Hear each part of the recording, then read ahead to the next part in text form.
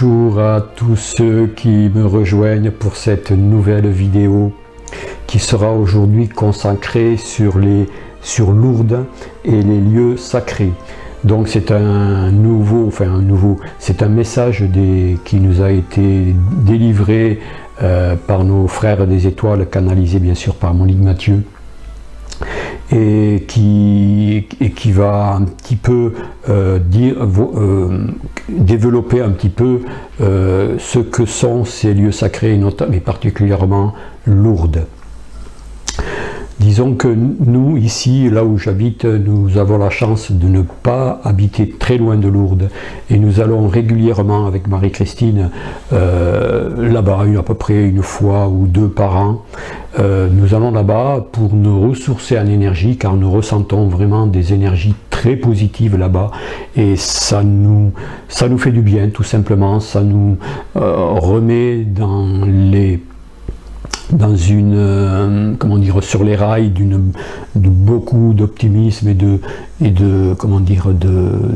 joie et de bonheur. Alors, ce message que je vous propose fait référence aux fameuses inondations qu'il y a eu en 2013, où Lourdes avait été complètement inondée.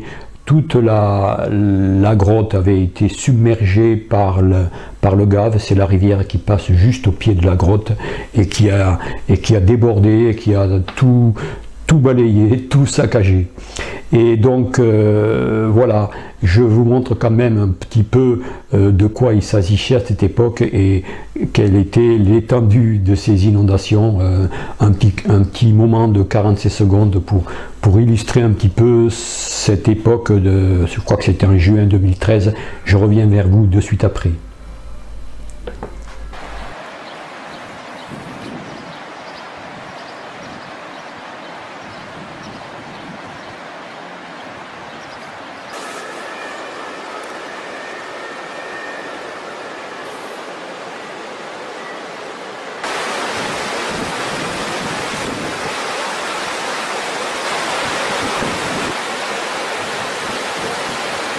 Bah, j'ai cru moi au début. Moi aussi au début, la première fois. Un plongeur quoi.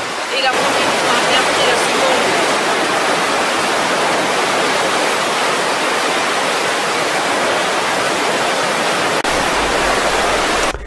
Donc voilà, je voudrais aussi, avant de vous présenter ce message, vous lire comme à mon habitude le passage qui m'a le plus intéressé. Le lieu sacré de Lourdes et beaucoup d'autres lieux de votre planète seront réactivés lorsque le moment sera venu, lorsque toute la pollution psychique, la pollution de la souffrance et la pollution de l'argent auront été nettoyées. Normalement, les lieux sacrés ne devraient pas voir des défilés comme vous en voyez à Lourdes ou ailleurs. Ce devraient être des lieux où les êtres viennent pour s'élever et non pour supplier une guérison. Ils devraient avoir conscience des cadeaux gigantesques qui leur sont offerts dans ce lieu. Voilà ce beau message qui est à méditer et qui mérite que l'on s'y attarde un petit peu. Donc voilà, je vais vous laisser regarder ce petit message avec un petit montage habituel que j'ai fait. Voilà, je vous dis donc à une prochaine et à bientôt. Bonne visualisation. Prenez bien soin de vous, bien sûr, je ne l'oublierai jamais. Allez, ciao ciao, au revoir.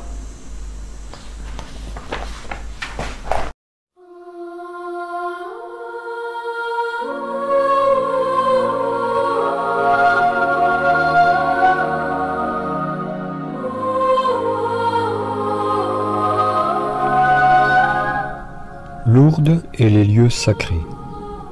Vous avez pu constater le grand nettoyage énergétique qui a été voulu pour le lieu que vous appelez Lourdes. La grotte est un lieu extrêmement puissant. Et s'il y a eu une manifestation de la Vierge à cet endroit, c'est qu'elle avait choisi ce lieu tout à fait particulier dans l'énergie et dans la vibration. Ce lieu retrouvera sa quiétude et son énergie considérable, mais pour cela, il n'est pas nécessaire que d'autres enfants ou d'autres adultes voient ou canalisent la manifestation de la Vierge. Nous aimerions vous dire qu'au-delà d'une manifestation, il y a l'énergie et la fréquence vibratoire. Dans certains lieux, la fréquence vibratoire a la capacité de vous élever bien au-delà de votre propre fréquence. Et c'est pour cette raison que dans des lieux comme Lourdes, il y a une représentation de la Vierge et la présence de son énergie. Les guérisons miraculeuses sont dues à l'élévation considérable de la fréquence vibratoire de certains de ceux qui vont en pèlerinage. Les guérisons miraculeuses sont dues à l'élévation considérable de la fréquence vibratoire de certains de ceux qui vont en pèlerinage. Il y a une relation entre leur croyance, leur foi et la fréquence vibratoire du lieu. Malheureusement, les marchands du temple étant ce qu'ils sont, il fallait réellement, et cela se reproduira de nouveau, qu'il y ait un grand nettoyage. L'être humain a des difficultés à comprendre. Il lui faut encore et encore vivre des épreuves pour qu'il arrive à comprendre qu'il fait fausse route. Les éléments se chargeront de faire comprendre aux êtres humains qu'ils font fausse route. Posez-vous cette question. Pourquoi la Vierge n'a-t-elle pas protégé ce lieu?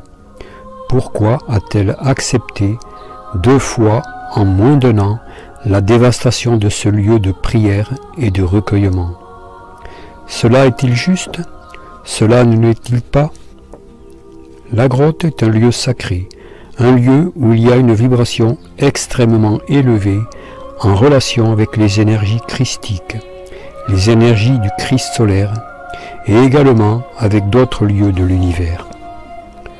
Sur votre monde, il y a beaucoup de lieux sacrés qui permettraient aux êtres humains qui les reconnaissent non seulement de se recharger, mais aussi d'augmenter considérablement les fréquences vibratoires.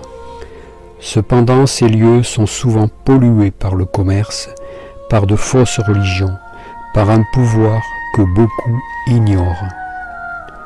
Le lieu sacré de Lourdes et beaucoup d'autres lieux très puissants de votre planète seront réactivés lorsque le moment sera venu, lorsque toute la pollution psychique, la pollution de la souffrance et la pollution d'argent auront été nettoyées.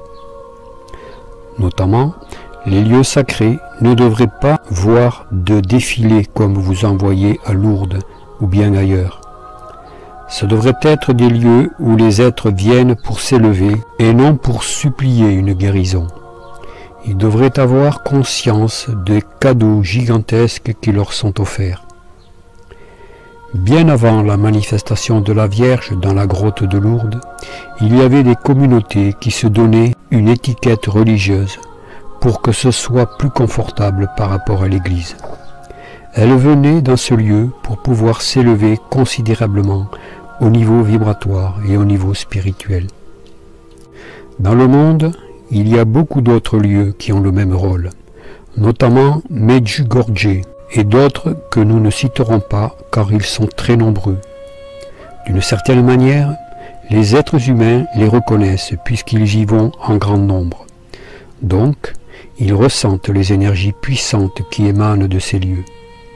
Cependant, au lieu d'y venir pour y chercher vraiment une évolution spirituelle, ils y viennent bien souvent pour se faire prendre en charge et pour vivre des miracles. Nous pouvons tout à fait le comprendre car la souffrance humaine est insupportable. À partir du moment où les êtres humains comprennent un tout petit peu mieux la raison de leur souffrance, celle-ci peut s'atténuer et même disparaître, sauf si elle fait partie de leur programmation pour une plus grande évolution et pour l'épuration d'un karma, peut-être pour épurer des énergies qu'ils ramènent de vie en vie et qui, à l'époque actuelle, doivent totalement disparaître. Si vous allez à Lourdes, essayez simplement de faire le vide en vous. de vous placer non loin de la grotte et de faire appel aux énergies très puissantes qui se trouvent dans ce lieu. Peut-être ressentirez-vous la présence de la Vierge. Nous aurions tellement de choses à dire à ce niveau-là, mais par rapport au respect que nous avons pour vous et pour votre sensibilité, nous n'aborderons pas un sujet qui pourrait vous faire poser des questions auxquelles vous ne pourrez pas avoir de réponse. C'est beaucoup plus compliqué et complexe qu'une apparition. Pourquoi une apparition? Parfois, pour frapper l'imagination des êtres afin qu'ils puissent évoluer plus vite et aussi pour les amener en ce lieu afin qu'ils profitent des énergies. Malheureusement, à partir du moment où ils n'en ont pas conscience, ils ne peuvent pas prendre grand-chose. Ils ne prennent qu'en fonction de ce qu'ils sont capables d'intégrer. S'ils viennent dans ces lieux avec toutes leurs souffrances et leurs misères, ils ne peuvent pas intégrer grand-chose. Ils n'ont que la satisfaction d'être allés dans un lieu où il y a eu la manifestation de la Vierge.